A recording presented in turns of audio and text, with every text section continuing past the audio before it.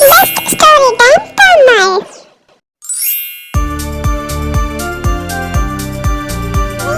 நல்லா இருக்கும். பெரிய பெரிய கார்ட்டூன் சேனலுக்கு மட்டும் சப்போர்ட் பண்ணாம இந்த மாதிரி சின்ன கார்ட்டூன் சேனலுக்கும் ஸ்கிப் பண்ணி சப்போர்ட் பண்ணுங்க. ஸ்கிப் பண்ணாம கதை ஃபுல்லா பாருங்க. ஸ்டோரிக்குள்ள போலாம். ஒரு சின்ன கிராமத்தில் ஒரே ஒரு ப்ரைவேட் ஹாஸ்பிட்டல் மட்டும்தான் இருந்துச்சு. கவர்மெண்ட் ஹாஸ்பிட்டலுக்கு ரொம்ப தூரம் போகணும். அப்போ அது மூளைக்கு மூளை கொரோனா பரவிக்கிட்டு இருந்த காலமாக இருந்துச்சு. அப்போ எல்லாருமே கவர்மெண்ட் ஹாஸ்பிட்டலுக்கு ரொம்ப தூரம் போக முடியாமல் பக்கத்தில் உள்ள ப்ரைவேட் ஹாஸ்பிட்டல்லையும் வந்து அட்மிட் ஆக ஆரம்பித்தாங்க. பாருங்க டாக்டர், என்னோட ஒய்ஃபுக்கு பேச்சு மூச்சு இல்லாமல் இருக்காங்க. என்ன ஆச்சுன்னே தெரில. நைட்டு ஃபுல்லாக காய்ச்சல்னு சொன்னான்.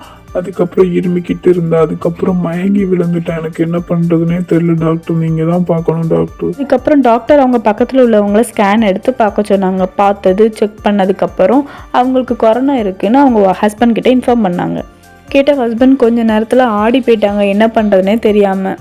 உடனேயே கவுண்டர் டாப்ல பணம் செலுத்துங்க, நாங்கள் அதுக்கப்புறம் ட்ரீட்மெண்ட்டுக்கு ஆரம்பிச்சிடுறோம். அதனால நீங்கள் கொஞ்சம் கூட லேட் ஆகிக்கிறாதீங்க, போங்க ஃபாஸ்ட்டாக. சரி டாக்டர், என்னால் முடிஞ்ச வரைக்கும் கண்டிப்பாக போய் நான் பணம் பரட்டி என் ஒய்ஃபுக்கு கட்டிடுறேன். ப்ளீஸ் டாக்டர், நீங்கள் ட்ரீட்மெண்ட் ஆரம்பிங்க டாக்டர். ப்ளீஸ் டாக்டர், நான் இப்போ கண்டிப்பாக கவுண்டர் டாப்பில் பணம் கட்டிடுவேன் டாக்டர். அப்புறம் அந்த ஹாஸ்பிட்டல்லேருந்து கிளம்பி போய் என்ன பண்ணுறதுனே தெரியாமல் அக்கம் பக்கம்லாம் கடன் வாங்கி ஒரு வழியாக அந்த பைசாவை ராஜி அந்த ஹாஸ்பிட்டலில் கட்டிட்டாங்க. அப்புறம் அந்த ராஜி வெயிட்டிங் ரூமில் வெயிட் பண்ணிட்டு இருந்தாங்க. என்ன சொல்ல போகிறாங்கன்னு மனசில் பயத்தோடையே வெயிட் பண்ணிட்டு இருந்தாங்க. அப்போ தான் அந்த வழியாக ஒரு சின்ன டாக்டர் போனதை ராஜி பார்த்து, நீங்கள் எதையும் நினச்சி கவலைப்படாதீங்க சார், கண்டிப்பாக உங்கள் ஒய்ஃபுக்கு ஒன்றும் ஆகாது, குணமாயிடுவாங்க. ஆமாப்பா, நீ சொல்கிற மாதிரியே என் ஒய்ஃபுக்கு நல்லா ஆனால் நல்லா இருக்கும். நான் எங்கேயோ கஷ்டப்பட்டு கடன் வாங்கி பைசாவை எப்படியோ கட்டிட்டேன். அடுத்த வேளை சாப்பாட்டு கூட என்ன பண்ணேன்னு எங்களுக்கு தெரியல. ஆனாலும் அவள் கிடைச்சா மட்டும் எனக்கு போதும். எல்லாம் கேட்ட அந்த சின்ன டாக்டருக்கு பயமும் இருந்துச்சு. அதுக்கப்புறம் அவங்க மேலே ரொம்ப பாவமாகவும் இருந்துச்சு. ஏன்னா இங்கே உள்ள பெரிய டாக்டர் வந்து கொரோனா டெஸ்ட்லாம் எதுவுமே எடுக்க மாட்டாங்க. எடுக்காமையே பேஷண்ட் வந்த உடனே கொரோனான்னு சொல்லி நிறைய பைசா வாங்கிடுவாங்க. கொரோனா பாசிட்டிவ்னு சொல்லி அவங்ககிட்ட எல்லாம் நிறைய பைசா கறக்கிறது தான் பார்ப்பாங்களே தவிர டாக்டருக்கு எந்த பேஷண்ட் மேலேயும் அக்கறை இல்லாமல் இருந்துச்சு. டாக்டர் தனியாக உட்காந்துட்டு எத்தனை பேஷண்ட்டுக்கு கொரோனா இருக்குது, எத்தனை பேஷண்ட்டுக்கு கொரோனா இல்லைன்னு செக் பண்ணிட்டு இருந்தாங்க. அந்த நேரம் பார்த்து சின்ன டாக்டர் அங்கே போனாங்க. பெரிய டாக்டரை கொஞ்சம் பேசணும்னு சொல்லிட்டு பெரிய டாக்டர் ரூமுக்கு போனாங்க. சார், என்ன சார் பண்ணுறீங்க நீங்கள்? பேஷண்ட்டை ஒழுங்காக செக் கூட பண்ண மாட்டேங்கிங்க. பண்ணாமையே கொரோனா வந்திருக்குன்னு உடனே அட்மிஷன் போட்டு பணம் வாங்கிடுறீங்க. ஏன் சார் இப்படிலாம் பண்ணுறீங்க? பேஷண்ட்டை பார்க்க பாவமா இல்லையா சார்?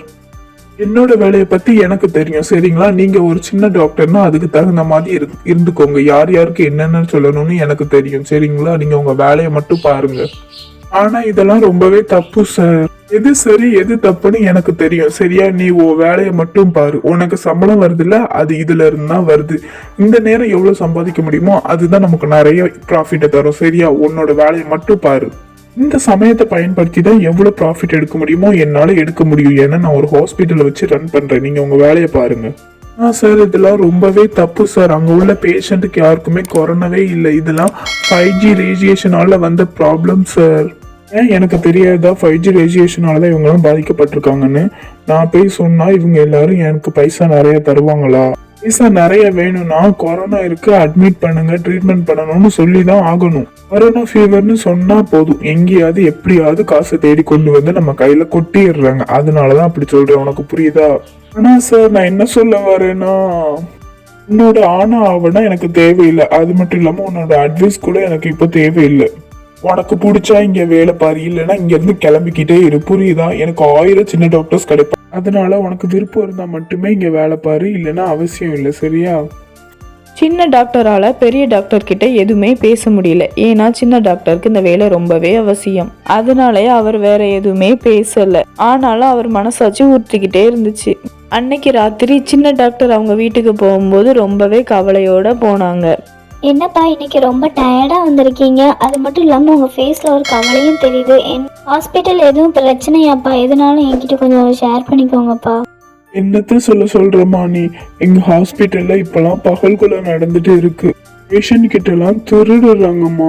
இந்த ஹாஸ்பிட்டல்ல ஒருத்தர் கூட கொரோனா பேஷண்டே கிடையாது. எல்லாருமே 5G ரேடியேஷனால பாதிக்கப்பட்டவங்க.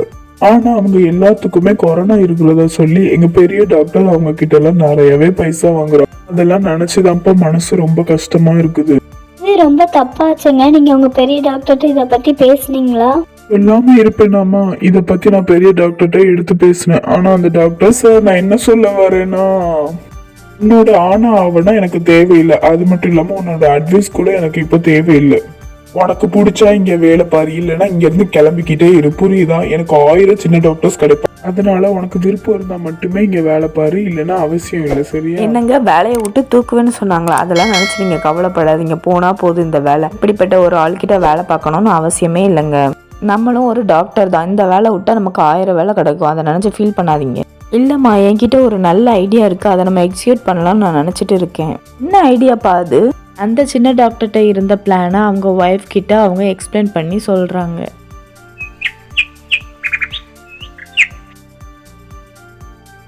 அடுத்த நாள் காலையில் பெரிய டாக்டர் அப்புறம் அங்கே உள்ள எல்லாரும் சேர்ந்து என்ன பண்ணுறாங்கன்னு சின்ன டாக்டர் அவங்க ஃபோனில் ரெக்கார்ட் பண்ண ஆரம்பிச்சிட்டாங்க.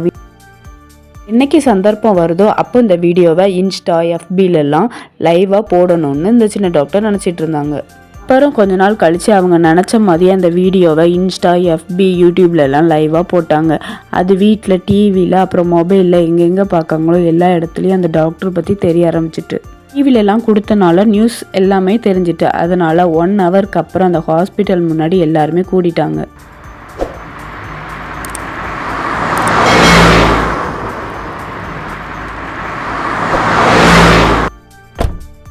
அந்த ஹாஸ்பிட்டல் க்ளோஸ் பண்ணிட்டாங்க. அந்த பெரிய டாக்டரோட லைசன்ஸை கேன்சல் பண்ணிட்டாங்க. அப்புறம் அந்த டாக்டரையும் ஜெயிலுக்கு கூட்டு போக ரெடி ஆயிட்டாங்க. எனக்கு தெரியும், நல்லாவே தெரியும் இதுக்கெல்லாம் காரணம் யாருன்னு. அவங்கள நான் சும்மா விட மாட்டேன், என்ன பண்ணுறேன்னு பாருங்க அப்படி சொல்லிட்டு பின்னாடி திரும்பி அந்த சின்ன டாக்டரை பார்த்தாங்க. சார், நீங்கள் தானே சார் சொன்னீங்க இதுக்கு மேலே ஓ இஷ்டம், நீ என்ன பண்ணுறியோ பண்ணிக்கோ, நான் பார்த்துக்கிறேன்னு. அதான் சார் நானும் பண்ணேன். அப்போ அங்கே இருந்த மீடியாவுக்கு நல்லாவே புரிஞ்சு போச்சு இந்த வீடியோவில் வெளியிட்டது அந்த சின்ன டாக்டர் தானே. அதனால அவங்க கிட்ட சீக்கிரமாக போனாங்க. இந்த வீடியோ எடுக்கிற தைரியம் உங்களுக்கு எப்படி வந்துச்சு கொஞ்சம் சொல்கிறீங்களா? சொல்கிறேன். அவர் என்னை வேலையை விட்டு தூக்குவேன்னு சொன்னார். உன்னால் முடிஞ்சதா பார்த்துக்கோன்னு சொன்னார். இதெல்லாம் கொண்டு போய் நான் என் ஹஸ்பண்ட் கிட்ட சொன்னேன். அவர் என்ன சொன்னார்னா, வேலை போனால் போட்டும் ஒன்றும் பிரச்சனை இல்லைன்னு சொன்னார். ஆனால் எனக்கு இந்த மாதிரி கொள்ளை அடிக்கிறவங்களெல்லாம் பார்த்தாலே பிடிக்காது. ஆனால் இப்போ உங்கள் வேலை போச்சே, இதனால உங்களுக்கு என்ன கிடச்சிது சொல்லுங்க பார்ப்போம். என்ன கிடச்சிதா? பெரிய டாக்டர் பண்ணுற எல்லாமே எல்லாத்துக்கும் தெரிஞ்சிட்டல, அவர் முகத்தரெல்லாம் கிழிஞ்சிட்டல. எனக்கு அதுதான் வேணும். இந்த பெரிய டாக்டர் மாதிரி டாக்டர்ஸ் இந்த உலகத்தில் நிறைய இருக்காங்க. பேஷண்ட் வந்தால் போதும் அவங்ககிட்ட இருந்து பைசா வாங்க ரெடியாக இருக்காங்க. இப்போ நான் உங்கள் எல்லாத்துக்கும் ஒரு விடுகதை கேட்குறேன். ஆன்சர் தெரிஞ்சால் கமெண்ட் பாக்ஸில் கண்டிப்பாக கமெண்ட் பண்ணுங்கள். ஊசி நுழைய முடியாத கிணச்சுக்குள் ஒரு பிடி தண்ணி, அது என்ன? பாய், நெக்ஸ்ட் வீடியோவில் பார்க்கலாம். மாதிரி பெஸ்ட் ஸ்டோரிஸ் கேட்கணும்னா எங்கள் பெஸ்ட் ஸ்டோரி டைம் சேனலை லைக் பண்ணிக்கோங்க, கிளிக் பண்ணிக்கோங்க, ஷேர் பண்ணிக்கோங்க, சப்ஸ்கிரைப் பண்ணிக்கோங்க. பாய்.